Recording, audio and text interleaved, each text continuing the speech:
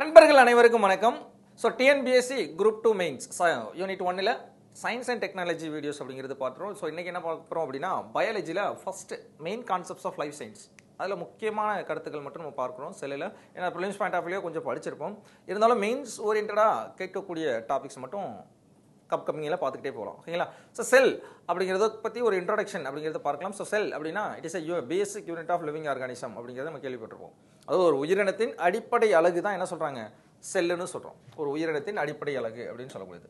அப்போ செல்லுன்னு நீங்கள் எடுத்துக்கிட்டீங்கன்னா ஒரு உயிரினத்தின் அடிப்படை அலகு பேசிக் யூனிட். அந்த basic unit of living organism தான் செல் அப்படின்னு சொல்கிறோம். எதனால் அப்படி சொல்கிறோம்? ஏன்னா உயிர் இதிலிருந்து தான் தோன்றியது அப்படின்னு சொல்கிறோம்.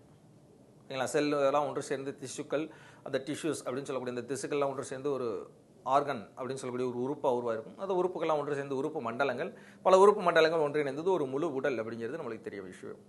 ஓகே, இந்த செல் அப்படிங்கிறத இந்த சொல்லவே முதல்ல காயின் பண்ணது, அதாவது முதல்ல அறிமுகம் செய்தது யார் அப்படின்னு பார்க்கும்போது ராபர்ட் ஹூக் அப்படின்னு சொல்லக்கூடிய ஒரு அறிஞர். நம்ம ஆல்ரெடி கேள்விப்பட்டதான். கொஞ்சம் ஒரு ராபர்ட்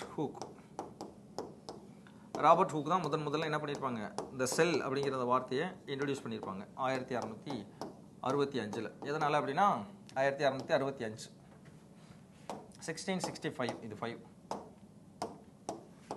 1665.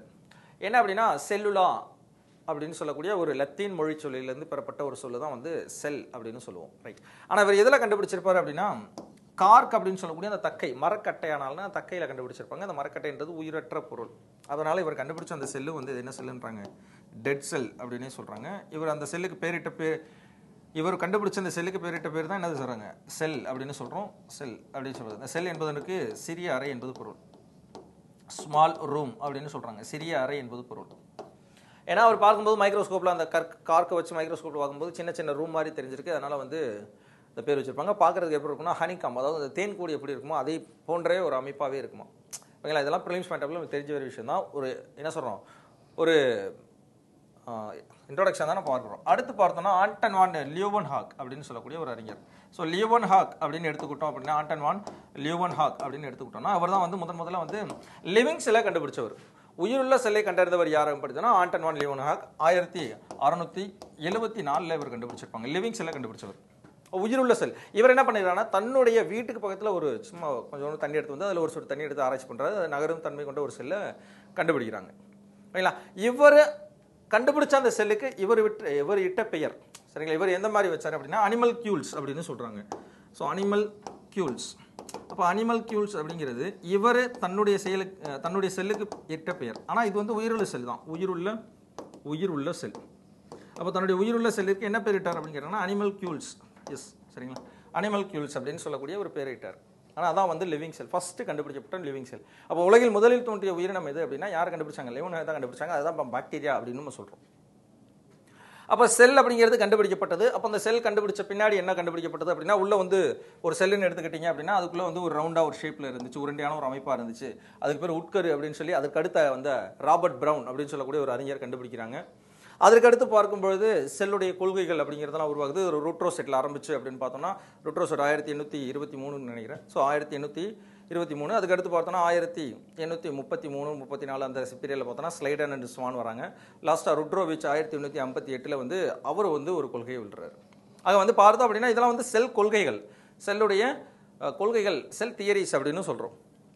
அப்போ முதல்ல கண்டுபிடிச்சது ராபர்ட் ஹூக். அடுத்து பார்த்தோம்னா லியோவன்ஹாக். இவர் உயிரற்ற செல், ஒரு உயிருள்ள செல். சிம்பிள், அவ்வளோதான். இந்த ரெண்டு விஷயம் மட்டும் நல்லா ஞாபகம் வச்சுக்கிட்டா போதும். அப்போ இதுதான் வந்து செல் அப்படின்னு சொல்கிறோம்.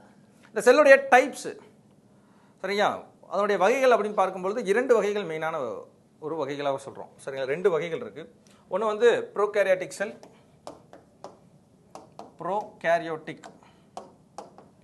செல். இன்னொன்று பார்த்தோம் அப்படின்னா யூகேரியாட்டிக் செல். இது தாங்க கொஸ்டின். இதை சொல்கிறது தான் இவ்வளோ நேரம் நம்ம வந்து என்ன பண்ணுறோம், எக்ஸ்பிளைன் பண்ணுறோம். அப்போ அந்த செல்லுடைய டைப்ஸில் இதில் 2க்குள்ளே டிஃபரன்ஸ் என்னன்னு கேட்கக்கூடிய வாய்ப்புகள் உண்டு. ப்ரோகேரியாட்டிக் செல்லுக்கும் யூகேரியாட்டிக் செல்லுக்கும் உள்ள வேறுபாடு என்ன அப்படின்னு கேட்பாங்க.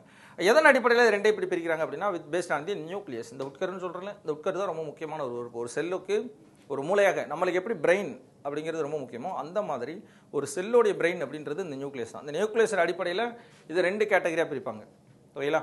இன்னொன்று விஷயம் சொன்னோன்னா 3 கேட்டகரியாக கூட பிரிப்பாங்க. அதாவது சைஸ் அடிப்படையில் இது அளவில் பெரியவை, சரி இவ அளவில் சிறியவை ஸ்மாலாக இருக்கும், இது கொஞ்சம் பெரியதாக இருக்கும், பிக்காக இருக்கும், லார்ஜாக இருக்கும், இல்லை லார்ஜ்னே போட்டுருவோம், பெரியதாகும். இது ரெண்டுக்கு இடைப்பட்ட நிலையில் இன்னொன்று இருக்குது, மீசோகேரியோட்டிக்ஸ் அப்படின்னு கூட சொல்லுவாங்க. அப்போ ப்ரோகேரியாட்டிக், மீசோகேரியாட்டிக், யூகேரியாட்டிக் அப்படின்னு சொல்லுவோம். ஆனால் மெயினாக சொல்லணும்னா ப்ரோகேரியாட்டிக் அண்ட் யூகேரியாட்டிக் இது ரெண்டு கூடிய வேறுபாடு தான் கேட்பாங்க. நம்ம என்ன பண்ணலாம் அப்படின்னா அந்த மூன்றையுமே ஒரு வேறுபடுத்துகிற மாதிரி பார்த்துக்கொள்வோம். சரிங்களா? அதோட டிஃபரன்ஸ் கேட்கக்கூடிய வாய்ப்புகள் உண்டு. இப்போ நம்ம பார்க்கக்கூடியது மெயின்ஸ் ஓரியன்டாக தெரிய வேண்டிய லெசன் வந்து இதெல்லாம் சும்மா தெரிய வேண்டிய விஷயம். ப்ரிலிம்ஸ் பாயிண்ட் ஆஃப் வியூ நம்மளுக்கு தெரிஞ்ச ஒரு விஷயம் தான். ஸோ ப்ரோகேரியாட்டிக் செல்லுக்கும் யூகேரியாட்டிக் செல்லுக்கும் அதுக்கப்புறம் இருக்கக்கூடிய மியூசோகேரியாட்டிக் செல்லுக்கும் உள்ள மூன்றுக்குள்ள வேறுபாடு என்ன அதை தான் நம்ம பார்க்குறோம். ஓகே, தமிழில் நம்ம சொல்கிறோம். ஸோ இங்கிலீஷில் நம்ம என்ன பண்ணலாம் அப்படின்னா ஸோ கமெண்ட் பாக்ஸ் நம்முடைய கீழே டிஸ்கிரிப்ஷன் பாக்ஸில் என்ன பண்ணிடலாம், பின் பண்ணிடலாம். ஸோ தமிழில் என்ன சொல்லியிருக்காங்க அப்படிங்கிறத பார்க்கலாம். ஸோ ப்ரோகேரியாட்டிக்கல், மீசோகேரியாட்டிக்கல், யூகேரியாட்டிக்கல் மூன்றுமே நம்ம பார்க்குறோம். அப்போ செல்லின் அளவு, செல்லுடைய அளவு எவ்வளோ இருக்கும் அப்படின்னா அப்ராக்சிமேட்லி 1 to 5 மைக்ரோமீட்டர் அப்படின்னு சொல்கிறோம். ஆனால் எக்ஸாக்டாக என்ன சொல்லுவாங்கன்னா 0.03 மைக்ரோமீட்டர். நம்முடைய லோயர் கிளாஸ் புக்கில் 0.0 மைக்ரோமீட்டர் to 2 மைக்ரோமீட்டர் அப்படின்னு கொடுத்துருப்பாங்க. இருந்தாலும் அப்ராக்சிமேஷன் தானே, இல்லைங்களா?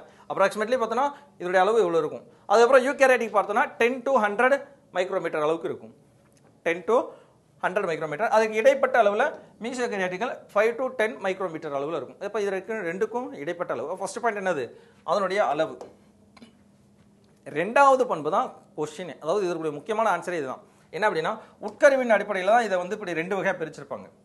ப்ரோகேரியாட்டிக்கில் தெளிவான உட்கரு காணப்படாது, அதனால தெளிவற்ற உட்கரு அப்படின்னு நம்ம சொல்லலாம். ஸோ நியூக்ளியாய்டு அப்படின்னு சொல்லக்கூடிய தெளிவற்ற உட்கருடைய பேர் என்ன பேர், நியூக்ளியாய்டு அப்படின்னு சொல்லலாம். அப்போ நீங்கள் டேரெக்டாக என்ன பண்ணலாம், தெளிவற்ற உட்கரு காணப்படும் அப்படின்னு சொல்லலாம். நான் வெல் டெவலப்டு நியூக்ளியஸ், தெளிவற்ற உட்கரு அப்படின்னு தெளிவாக எழுதிக்கலாம். ஓகேங்களா? அப்போ மீசோகேரியாட்டிக்கில் சவ்வுடன் கூடிய உட்கரு காணப்படும். இதில் அப்போ உட்கரு காணப்படும் அப்படின்னு அர்த்தம். சரிங்களா? சவ்வுடன்னா நியூக்ளியஸை சுற்றி நியூக்ளியஸ் மேம்பரைன் அப்படின்னு சொல்லக்கூடிய உட்கரு சவ்வு என்பது காணப்படும். இது கம்பல்சரி என்ன, தெளிவான உட்கரு காணப்படும். யூகேரியாட்டிக்கில் தெளிவான உட்கரு காணப்படும். இது ரெண்டாவது பாயிண்டாக வச்சுக்கலாம். இவ்வளோ பாயிண்ட் இருக்குது, இவ்வளோ பாயிண்ட் நான் படிக்கணுமா அப்படின்னா எல்லாத்தையும் படிச்சுக்கிட்டா ஏதாவது ஒரு 4 ஞாபகம் வந்துடல. நம்மளுக்கு கேட்கக்கூடிய கொஸ்டின் 6 மார்க் கொஸ்டினில் 2-3 மார்க்காக கேட்கக்கூடிய வாய்ப்புகள் உண்டு, இல்லை இதவே 6 மார்க்கில் கேட்கக்கூடிய வாய்ப்புகள் உண்டு. ஓகேங்களா? ரைட். அப்போ ஃபர்ஸ்ட் பாயிண்ட் அளவு பார்த்தாச்சு. ரெண்டாவது பாயிண்ட் அப்படின்னா உட்கருவின் பண்பு அப்படிங்கிறது பார்த்தாச்சு. மூன்றாவது பண்பு அதோட இருக்கக்கூடிய டிஎன்ஏ எப்படி இருக்கும். பொதுவாக வட்ட வடிவமாக இருக்கும், ஹிஸ்டோன் புரதம் அற்றவை அப்படின்னு எழுதணும். பொதுவாக வட்ட வடிவம் கொண்டவை. மீசோகேரியாட்டிக் எப்படி இருக்கும், நீள் வடிவம் கொண்டவை, ஹிஸ்டோன் புரதம் அற்றவை. அப்போ இது வட்ட வடிவம், இது நீள் வடிவம். ஆனால் ரெண்டுலையுமே என்ன கிடையாது, புரோட்டீன் அப்படின்னு சொல்லி ஹிஸ்டோன் புரோட்டீன் அப்படின்னு சொல்லுவாங்க. ஸோ அதோடைய டிஎன்ஏ அந்த ஹிஸ்டோன் புரோட்டீன் அப்படிங்கிறது கிடையாது. பட் யூகேரியாட்டிக்கில் என்ன இருக்கும், இது நீள் வடிவம், ஹிஸ்டோன் புரதம் கொண்டவை அப்படின்னு சொல்கிறோம். புரியுதா? அப்போ அது மூன்றாவது வேறுபாடாக நம்ம சொல்லிக்கலாம். நான்காவது என்ன சொல்லலாம் அப்படின்னா இது வந்து புரத உற்பத்தி, அதாவது டிஎன்ஏ உற்பத்தி மற்றும் புரத சேர்க்கை இது எதில் நடைபெறும், எந்த உறுப்பில் நடைபெறும் அப்படின்னு பார்க்கும்போது ப்ரோகேரியாட்டிக்கில் சைட்டோபிளாசத்தில் நடைபெறுது. சைட்டோபிளாசம் அப்படின்னா என்ன சொல்லுவாங்க, வித்தவுட் நியூக்ளியஸ், நடுவில் இருக்கக்கூடிய உட்கருவை தவிர்த்து மிச்சம் இருக்கக்கூடிய அனைத்து பகுதிகளையும் நம்ம என்ன சொல்லுவோம், சைட்டோபிளாசம் அப்படின்னு சொல்லுவோம். ஸோ சைட்டோபிளாசத்தில் நடைபெறும். யூகேரியாட்டிக்களை ஒத்துள்ளது. சரிங்களா? யூகேரியாட்டிக்களை எதில் நடைபெறுமோ அதே மாதிரி தான் மீசோகேரியாட்டில் நடைபெறும்ன்றாங்க. அப்போ யூகேரியாட்டில் என்ன நடைபெறும், உட்கருவினில் உருவாகின்றது. டிஎன்ஏ எப்பயுமே உட்கருவில் இருக்கக்கூடிய உட்கரு மணி தான் ப்ரொடியூஸ் பண்ணும். சரியா? அப்போ உட்கருவில் புரத சேர்த்தை சைட்டோபிளாசத்தில் நடைபெறுகிறது அப்படின்னு சொல்லலாம். அப்போ இது நான்காவது வேறுபாடாக சொல்லிக்கலாம். ஐந்தாவது வேறுபாடு எழுதல், அதாவது தெரிஞ்சுக்கலாம், பட் அது ஒரு வேறுபாடாக எழுத வேண்டாம் அப்படிங்கிறது தான் நம்மளுக்கு இந்த இடத்துல தெரிய வேண்டிய விஷயம். ஸோ அவருடைய வேறுபாடு மட்டும் கொடுக்குறோம். அதாவது ரைபோசோமுடைய அமைப்பு, ரைபோசோம் அப்படிங்கிறது செல்லிற்கு புரதத்தை உற்பத்தி செய்யக்கூடிய ஒரு உறுப்பு. அதோடைய அளவு எப்படி இருக்கும் அப்படின்னா 50s + 30s அப்படின்னு சொல்லுவோம். அந்த இடத்துல எஸ்ன்றது என்னன்னா அதோட யூனிட்டுங்க, ரைபோசோமோட யூனிட். ரைபோசோமோட யூனிட் எஸ் அப்படின்னா ஸ்வெட்பர்க் அப்படின்னு அர்த்தம். ஸ்வெட்பர்க் அப்படின்னு கொடுப்பாங்க. ஸ்வெட்பர்க் அப்படிங்கிறது அதோட யூனிட்.